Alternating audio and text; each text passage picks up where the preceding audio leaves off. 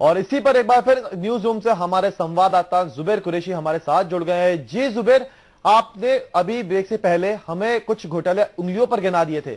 अब जब इन जो हिरासत में लिए गए छात्र छात्राएं, इनसे पूछताछ की जाएगी, पिछले 10 साल का रिकॉर्ड जब खंगाला जाएगा तो और ऐसे बहुत सारे मामले हमारे सामने आ सकते हैं। जुबैर, हाँ बिल्कुल गौरव, देखिए ये जो पीएमटी फर्जीवाड़ा है, पीएमटी फर्जीवाड़ा का जो जनक है, जो मुख्य सरगना है, वो है डॉक्टर जगदीश सागर, जिसको इंदौर की पुलिस ने फर्जीवाड़ा मामले में गिरफ्तार किया था। ये डॉक्टर जो जगदीश है, ये जो बाहर से, बिहार से, यूपी से और दूसरी जगहों से लोग बुलाता था और जो पीएमटी के जो मेडिकल के कॉलेज है उनमें एडमिशन दिलाता था, उनसे बिठाकर फर्जी स्कोरर बिठाकर उनसे परीक्षाएं दिलवाता। इस घोटाले का खुलासा होने के बाद जब इसकी जांच एसटीएफ को सौंपी गई तो एसटीएफ ने इसके बाद जांच शुरू की और जब जांच के बिंदु आगे बढ़े, जांच आगे बढ़ी तो धीरे धीरे व्यापम के अधिकारियों की तरफ जांच निशाने पे पहुंची। इसके बाद व्यापम के जो परीक्षा नियंत्रक है, मतलब एग्जाम कंट्रोलर पंकज त्रिवेदी को गिरफ्तार किया गया। पंकज त्रिवेदी की गिरफ्तारी के बाद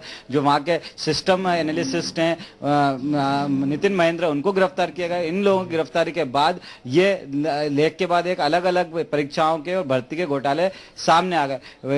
पीएमटी 2013 परीक्षा में जो फर्जीवाड़ा हुआ उसमें करीब 100 से ज्यादा छात्र छात्राओं को आरोपी बनाए गए, जिन्होंने फर्जीवाड़ा कर अलग अलग मेडिकल कॉलेजों में एडमिशन लिया था और मेडिकल एग्जाम्स पास किए थे। इसमें करीब जो एसटीएफ ने अभी चार्जशीट पेश किए कोर्ट में, करीब 3000 पेजों की जो चार्जशीट है और इन जो 3000 पेजों की जो चार्जशीट है उसमें 100 छात्र छात्राओं के अलावा कई बड़े और नामी लोगों को आरोपी बनाए गए, जिसमें डॉक्टर जगदीश सागर के अलावा पंकज त्रिवेदी है, नितिन महेंद्र, अजय शाह है, इस तरह के कुछ लोग शामिल हैं। इसी मामले में आपको याद होगा रीवा डीआईजी शिवहरे को भी अरेस्ट किया गया है। वहीं आपको याद होगा कि ग्वालियर के सीएसपी को भी गिरफ्तार किया गया है और कई बड़े नाम इसमें अब तक गिरफ्तार हो चुके हैं और आगे भी गिरफ्तारी का दौर जारी रहेगा। बिल्कुल जुबैर, लेकिन जुबैर यहाँ पे एक बात गौर करने वाली है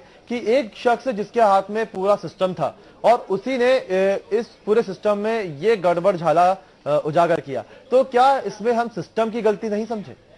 देखिए, ये मैं आपको बार बार लगातार बता रहा हूं कि ये इस मामले का की जो जांच जो सामने आया था, ये वर्ष 2009 में सामने आ गया था। इस मामले का खुलासा हो चुका था, लेकिन वहां के इंदौर के जो लोकल पुलिस है, इंदौर के जो लोकल पुलिस अधिकारी थे तत्कालीन, उन्होंने साठगांठ करके इस मामले को गैसिंग पेपर का नाम दे दिया था। जो पेपर लीक हुआ था पीएमटी का, पेपर लीक होने वाले मामले में पूरे तरह के पेपर थे, लेकिन किसी तरह की साठगांठ करके उन्होंने इसे पेपर गैसिंग पेपर का नाम दे देते। उस समय ये घोटाले को दबा दिया गया। अगर यदि उसी समय इस मामले को गंभीरता से ले जाता तो ये आज शायद ये पीएमटी फर्जीवाड़ा इतना बड़ा घोटाला नहीं होता जो 2013 में इतना बड़ा घोटाला बनकर सामने आया है, जिसमें कई छात्र छात्राओं का भविष्य दांव पे लगा दिया। करीब जो 100 छात्रों को आरोपी बनाए गए, उन्होंने उनके परिजनों ने पैसे देकर मेडिकल कॉलेजों में अपने मार्क्स बढ़वाए थे, अपने एग्जाम्स दिलवाए थे और एडमिशन लिया था। गौरव, जुबैर, यहाँ पे हम देख रहे हैं कि कई सारे छात्र छात्राएं हैं जिनके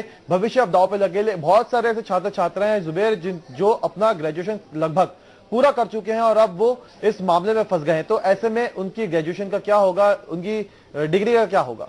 देखिए गौरव, जिन्होंने भी फर्जी तरीके से या फर्जी वादा करके मेडिकल कॉलेजों में एडमिशन लिया था, भोपाल के गांधी मेडिकल कॉलेज में लिया था एडमिशन, चिरायू मेडिकल कॉलेज में एडमिशन लिया था, पीपल्स मेडिकल कॉलेज में एडमिशन लिया था, वो प्रदेश के जितने भी मेडिकल कॉलेज, हम चाहे बात करें जबलपुर के मेडिकल कॉलेज की बात कर ले, चाहे ग्वालियर के मेडिकल कॉलेज की बात कर ले या इंदौर के मेडिकल कॉलेज की बात कर ले, जहां जहां पर ये फर्जीवाड़ा हुआ, जिन जिन छात्रों ने या छात्र छात्राओं ने ये फर्जीवाड़ा किया था, फर्जी तरीके से एडमिशन लिया था या फर्जी तरीके से पीएमटी की परीक्षाएं पास की थी, उन सबको एसटीएफ ने आरोपी बनाया गया। चूंकि फर्जीवाड़ा करके आरोपी बनाया गया तो उनका भविष्य तो वैसे खराब होना था, लेकिन सबसे बड़ा भविष्य उनका खराब हुआ है, उन छात्र छात्राओं के भविष्य के साथ खिलवाड़ हुआ है जो योग्य थे और जो अपनी योग्यता के आधार पर मेडिकल कॉलेज में एडमिशन पा सकते थे, मेडिकल की परीक्षाएं पास कर सकते थे, लेकिन इन फर्जी छात्र छात्राओं की वजह से, फर्जीवाड़े की वजह से उन छात्र छात्राओं को एडमिशन नहीं मिल पाया। वो छात्र जो योग्य थे वो पीएमटी की परीक्षाओं में सिलेक्ट नहीं हो पाए, चयन नहीं हो पाए।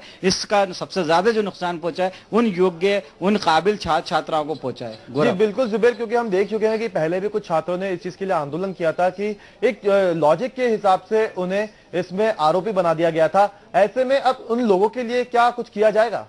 देखिए, जिन जिन छात्राओं को आरोपी बनाया, जिन जिन छात्राओं ने और इस तरह से फर्जीवाड़ा करके या फर्जी तरीके से परीक्षाएं पीएमटी की पास की है या फर्जी पीएम तरीके से मेडिकल कॉलेजों में एडमिशन लिया, उनको कॉलेज प्रबंधन ने और कॉलेज प्रशासन ने पहले ही निलंबित कर दिया गया है। वहीं एसटीएफ ने उन परिजनों के, उन छात्राओं के साथ उनके परिजनों को जिन्होंने रिश्वत दी थी, रिश्वत देकर पास हुए थे, उनके परिजनों को भी गिरफ्तार किया है। और आगे भी जो जिन जिन छात्राओं के या स्टूडेंट्स के, मेडिकल स्टूडेंट्स के नाम आते रहेंगे, उनकी गिरफ्तारी भी तय और साथ ही उनके परिजनों की गिरफ्तारी भी होना तय। यही कारण है कि जो परिजन थे पीएमटी के, वो अंडरग्राउंड हो गए, वो भूमिगत हो गए, वो छात्र भूमिगत हो गए और उनका कॉलेज से पहले ही कॉलेजों से जो फर्जी जिनकी एसटीएफ ने सूची कॉलेजों को सौंपी थी, उनको निष्कासित किया जा चुका है कॉलेजों से। जी बिल्कुल जुबेर, अब उन लोगों को धरपकड़ तेज कर दी गई है। अब ऐसे में जो इन लोगों को पकड़ा गया है, अगर इसमें से जुबेर कई लोग ऐसे भी होंगे, कई लोग ऐसे भी होंगे जो शायद बेकसूर हो, जिनका इसमें कोई भी कसूर ना हो, जो इसमें मिली भगत ना हो उन लोगों की, तो उन लोगों से पूछताछ की जाएगी। अगर कोई बेकसूर पाया जाता है तो क्या ऐसा उनको छोड़ा जाएगा?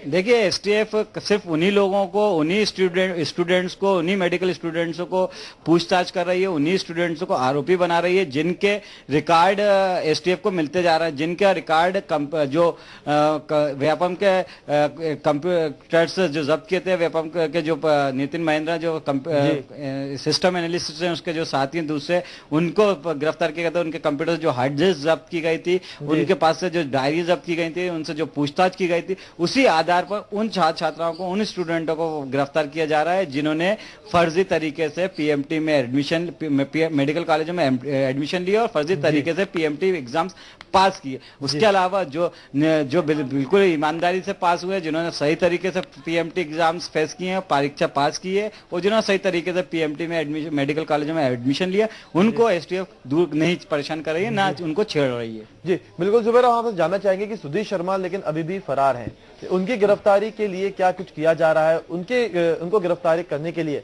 किस तरह से कार्रवाई की जा रही है, किस दिशा में कार्रवाई? देखिए गौरव, सुधीर शर्मा को जो आरोपी बनाया गया है वो पीएमटी फर्जीवाड़े मामले में नहीं बनाया गया है। उनको जो आरोपी बनाया गया वो बनाया गया है संविदा शिक्षा परीक्षा भर्ती में वर्ग 2 और 3। इसके अलावा उनको जो आरोपी बनाया गया उसको जो उपनिरीक्षक परीक्षा थी, भर्ती परीक्षा, उसमें आरोपी बनाया गया। आरक्षक भर्ती परीक्षा में आरोपी बनाया गया। इस मामले में उनकी तलाश की जा रही है। और लक्ष्मीकांत शर्मा, चूंकि उनके बहुत लक्ष्मीकांत शर्मा के, ये सुधीर शर्मा जो खनन कारोबारी काफी करीबी माने जाते हैं, उनके निज, एक जमाने में उनके निज सहायक भी रहे। वो जब उनकी गिरफ्तारी के बाद सुधीर शर्मा की गिरफ्तारी करीब करीब तय मानी जा रही है और जल्दी संभवतः सुधीर शर्मा या तो सरेंडर कर देंगे या एसटीएफ उनकी गिरफ्तारी करेगी। आपको एक चीज और बता दूं कि सुधीर शर्मा के घर पर जब आयकर का यानी कि इनकम टैक्स ने छापा मारा, तब भी उनके घर से जो डायरी बरामद हुई थी, उनके घर से एक पिस्टल बरामद हुई थी, वो भी डायरी में भी लक्ष्मीकांत शर्मा के नाम का उल्लेख था। और जो पिस्टल बरामद हुई थी वो पिस्टल उसका लाइसेंस लक्ष्मीकांत शर्मा के नाम पर था। जी बिल्कुल जुबेर, यहाँ पे एक बात और सामने आई थी कि जो क्वेश्चन पेपर लीक हुए थे उस दौरान ये बात कही गई थी कि ये गैस पेपर है।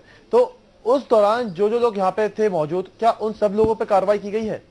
देखिए बिल्कुल उन लोगों को अब इस मामले में, क्योंकि वो पुराना मामला 2009 का मामला, उस मामले में अब पूरी तरह समय दबा दिया गया था। जबरदस्त लेन देन हुआ था, उस लेन देन के बाद उस मामले को दबा दिया था। इसके बाद लगातार जो रतलाम के निर्दलीय विधायक थे परस सकलेचा, जो इंस्टीट्यूट चलाते थे वहां पर स्टूडेंट्स के लिए पीएमटी की परीक्षाओं के लिए, उनका साफ कहना था, उन्होंने बार बार आरटीआई लगाकर इस मामले की जांच कर पूरे डॉक्यूमेंट्स निकाले और विधानसभा के पटल पर भी इसका मामला लगा कि पीएमटी में व्यापम द्वारा जमकर फर्जीवाड़ा किया जा रहा है। लेकिन उनकी बात को विधानसभा में उस समय अनसुना कर दिया गया, उनकी बात को ध्यान नहीं दिया गया। लगातार जब उन्होंने इस मामले में सरकार से जवाब चाहा तो उनको सरकार ने उनको गुमसुम जैसा अजीब सा जवाब दिया, उनको टालते रहे जवाब देने वाले। यदि सरकार उस समय, चूंकि उस समय भी बीजेपी की गवर्नमेंट थी और लगातार 10 साल से मध्य प्रदेश में भाजपा की सरकार है, ये तीसरा 11वां साल चल रहा है बीजेपी की सरकार का, तो ये जितने भी घोटाले होंगे कहा जा सकता लगता है कि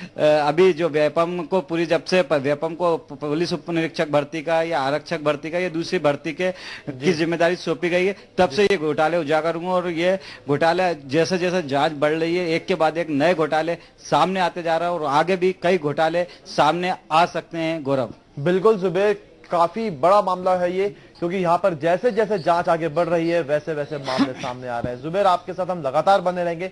फिलहाल रुकते हैं यहाँ पे एक छोटे से ब्रेक के लिए। ब्रेक के बाद एक बार फिर स्वागत है। एसटीएफ ने बड़ा कदम उठाया है और करीब 100 छात्र छात्राओं को पीएमटी घोटाले में गिरफ्तार किया है, हिरासत में लिया है, जिसे जगह जगह से हिरासत में लेने के बाद भोपाल लाया जाएगा, पूछताछ की जाएगी, कोर्ट में पेश किया जाएगा और उसके बाद जेल भेज दिया जाएगा। और एक बार फिर इसी खबर पर हमारे साथ हमारे संवाददाता जुबेर कुरैशी हमारे साथ जुड़ गए।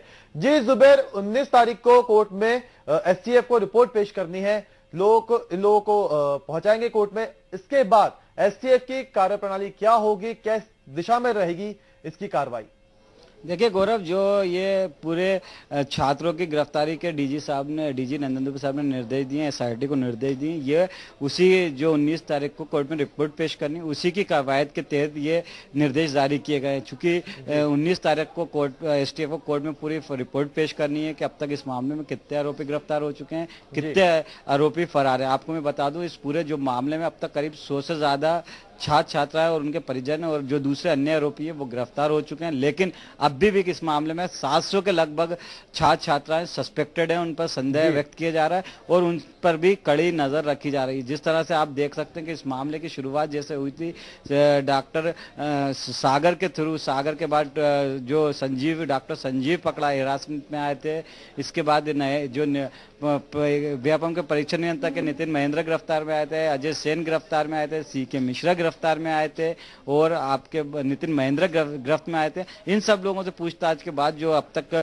एसटीएफ की जांच आगे बढ़ रही है, तो करीब 100 छात्र छात्राएं जो साफ खुले रूप से प्रत्यक्ष रूप से इस मामले में फर्जीवाड़े में आरोप संदिग्ध पाए गए थे, उनको एसटीएफ ने गिरफ्तार कर लिया है और उनके परिजनों को भी गिरफ्तार कर चुकी। लेकिन अभी भी इस मामले में करीब 700 छात्र छात्राएं संदेह के दायरे में, उनकी भी जांच पड़ताल की जा रही है, उनकी भी भूमिका की जांच की जा रही है, उनकी भी विवेचना की जा रही है। जैसे इनकी जांच पूरी होगी, उन छात्र छात्राओं की गिरफ्तारी का दौर भी जल्द से जल्द शुरू होगा। बिल्कुल जुबेर, 700 का आंकड़ा काफी बड़ा होता है। हमने देखा ये कोर्ट की फटकार के बाद एसटीएफ हरकत में आई और इस बड़ी कार्रवाई को अंजाम दिया। लेकिन क्या जुबेर ऐसा नहीं हो सकता कि कोर्ट में पेश होने के बाद, अपनी रिपोर्ट पेश करने के बाद एसटीएफ की कार्रवाई में फिर से ढीलापन हमें नजर आए? देखिए, जिस तरह कोर्ट लगातार इसमें हाईकोर्ट इस मामले की मॉनिटरिंग कर रही है, उन पर सुपरविजन कर रही है, हाईकोर्ट के दिशा निर्देश पर ही ये पूरे मामले की जांच आगे बढ़ रही है। चूंकि कांग्रेस पार्टी लगातार इस मामले का में सीबीआई जांच की मांग कर रही थी। कांग्रेस जब केंद्र में यूपीए की सरकार थी तब मांग कर रही थी कि इस मामले की निष्पक्ष जांच सीबीआई से कराई जाए, सीबीआई इस मामले की निष्पक्ष जांच कर सकती है। इस मामले में कांग्रेस के नेताओं ने इस हाईकोर्ट में प्राइवेट इस्तगासा भी लगाया था और रिट भी दायर की थी कि पूरे मामले की जांच सीबीआई को सौंपी जाए। लेकिन हाईकोर्ट ने मामले की जांच सीबीआई को सौंपने की जगह एसआईटी के गठन का निर्देश दिए गए थे। हर जिलों में एसआईटी के गठन का निर्देश किया था।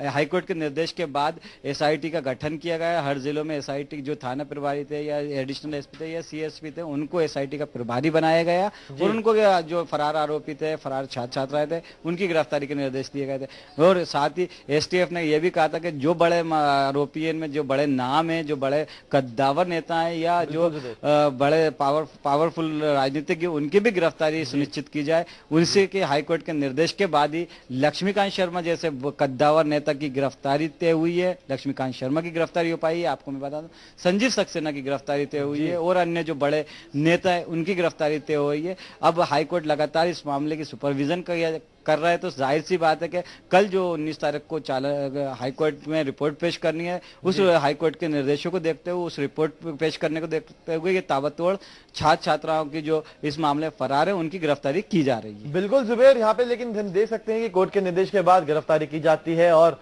अब जब कोर्ट ने फटकार लगाई है तो एसटीएफ की कार्यप्रणाली में, एसटीएफ की जांच में तेजी हमें देखने को मिली है। जुबेर, आपका बहुत बहुत शुक्रिया हमसे जुड़ने के लिए।